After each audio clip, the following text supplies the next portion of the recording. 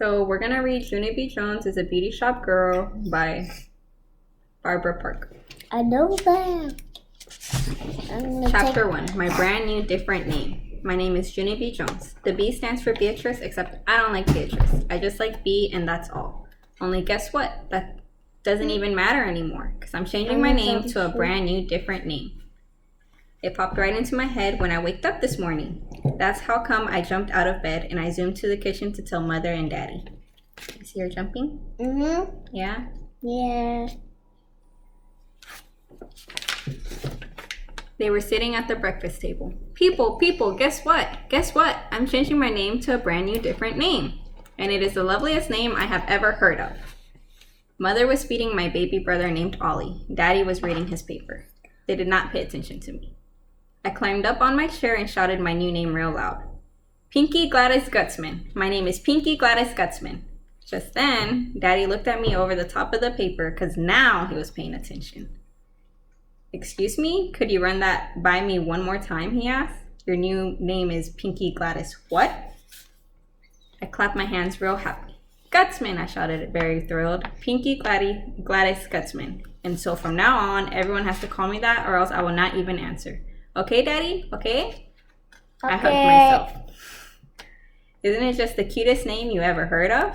Yeah. This Pinky is the loveliest color I ever saw. I never know. Plus, Gladys Gutzman is the snack lady at school, and so who wouldn't want to be named after that woman? That's what I would like to know. Yeah. Daddy shook his head. I don't know, this doesn't really sound like a good idea to me, he said. I did a frown at that guy. Why, Daddy? How come? How come it doesn't sound good? Well, for one thing, it's much too long, he said. No one will be able to remember a name as long as that one. I tapped on my chin. I said, Then all of a sudden, my whole face got happy. Hey, I got it. I got the answer. After that, I zoomed to my room, and I got some paper, and I zoomed right back again. A name tag. We'll make a name tag. I said that way people can read my new name, and they won't even have to remember it. I gave the paper to Mother. Write it down. Write my new name on this paper, and we can pin it right on my clothes. Mother did a frown at Daddy. Way to go, Waze, she said, kind of mumbling. After that, she wrote my new name on the paper, and she pinned it to my PJs. I danced all around the floor. Pinky Gladys Gutzman. My name is Pinky Gladys Gutzman. I sang real joyful. Mother and Daddy didn't say any words. They just kept on looking at me. Finally, Daddy got up from the table. Well, gotta go, he said. I've got an appointment to get a haircut. Mother springed out of her chair. She grabbed Daddy by his shirt. Oh, no, you don't. You can't, she said. I have an appointment to take Ollie to the doctor this morning. Remember, if you need to get your hair cut, you're going to have to take you-know-who with you. I tapped on her. Gutzman, I said. The name is Pinky Gladys Gutzman. Daddy runned his fingers through his hair. Then he did a big sigh. And he told me to hurry and get dressed. I jumped way high in the air. Hooray, I shouted, hooray! Hooray, Pinky Gladys Gutzman is going to the barbershop with her daddy, and she really enjoys that place. After that, I twirled and twirled all over the kitchen. Only too bad for me, because I accidentally twirled into the refrigerator and the stove and the dishwasher. I got knocked on the floor. My head made a loud clunking sound. I felt it real careful. Good news, I said. No damage. After that, I jumped back up and I ran to get dressed for the barbershop. Chapter 2, Meeting Maxine. Me and Daddy drove in the car a real long time. It was not that enjoyable. Are we there yet? How come we're not there? Are we lost? Huh, Daddy? Did you lose us? I asked. Just then, Daddy pulled into a parking lot. Hey, we're there, I hollered, very thrilled. I looked through the window. Yeah, only there's one problem. I don't even recognize this place because this is not your regular barbershop. Daddy got me out of my seatbelt. This is a different barbershop, he explained. Someone at work recommended it, only it's not actually a barbershop. It's more of what you'd call, well, okay, it's a beauty shop. My eyes got big and wide at that guy. A beauty shop? Oh boy, because I love beauty shops even more than barber shops. I jumped up and down and all around. Hey everybody, my daddy is going to a beauty shop. My daddy's going to a beauty shop. Shh, Junie B, please, said Daddy. You have to be on your best behavior in this place. I mean it. No acting crazy. I smoothed my jacket very proper. Yeah, only I don't even know what you're talking about, I said. I never acted crazy in my whole entire career. After that, I skipped very happy through the beauty shop door. There was a lady behind the counter. Her face had big, shiny red lips on it. Name, please, she said. Robert Jones, said Daddy. I stood on my tippy toes. Yeah, only he has other names too, I told her, because some people call him Bob and some people call him Bobby. Plus today, my mother called him Ace. The lady looked over the counter at me. And what is your name, she asked. I quick took off my jacket and showed her my name tag. Pinky, I said. My name is Pinky Gladys Gutzman, because I just thought of that cute name this morning, and it is adorable, I think. You see her talking to the lady?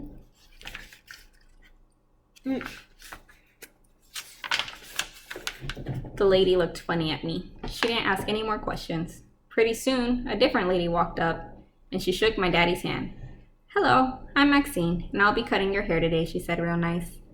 My eyes popped right out at that woman, because she was wearing a name tag, just like me. Maxine, hey Maxine, look down here. I have a name tag too. Maxine ruffled my hair. Pinky Gladys Gutzman, huh? She said, well, Pinky Gladys Gutzman, since you're wearing a name tag, I guess that means you should be my helper today. Yes, I yelled, because I already know how to be a helper, on account of sometimes I help my Grandpa Miller fix stuff, and last week we fixed the upstairs toilet, and I got to touch that big ball that floats on top. Maxine laughed.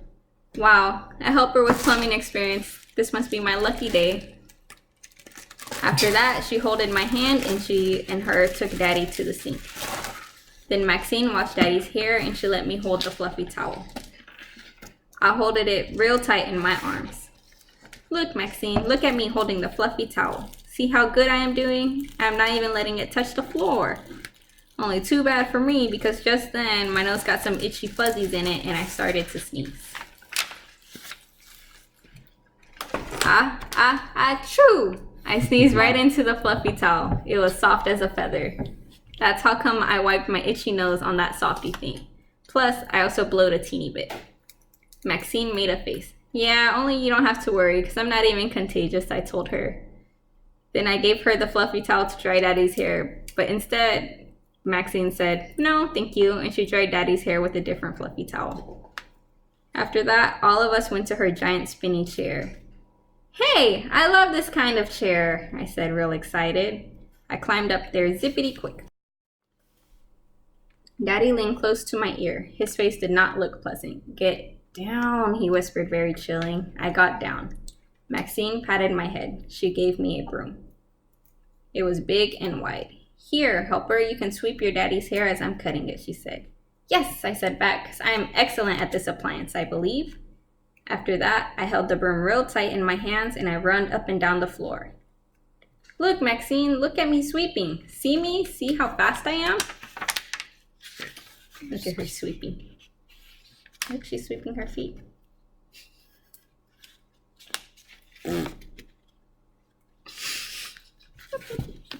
Only too bad for me, because just then a lady didn't get out of my way.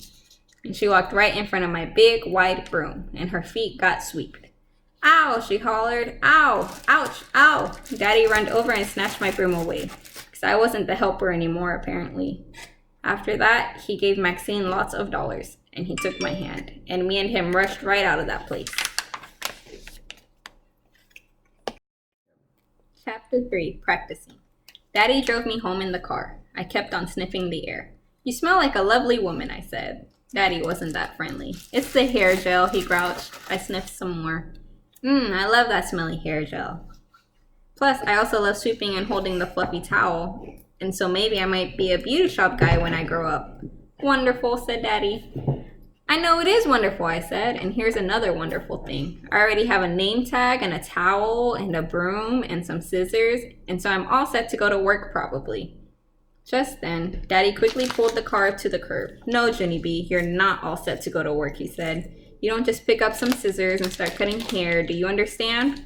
Working in a beauty shop takes years and years of practice. Yeah, only I already know that, I said.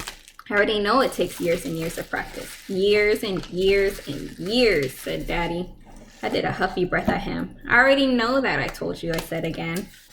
After that, I leaned back in my seat and I think about the years and years of practice. Finally, I did a big sigh. I would have to get started right away.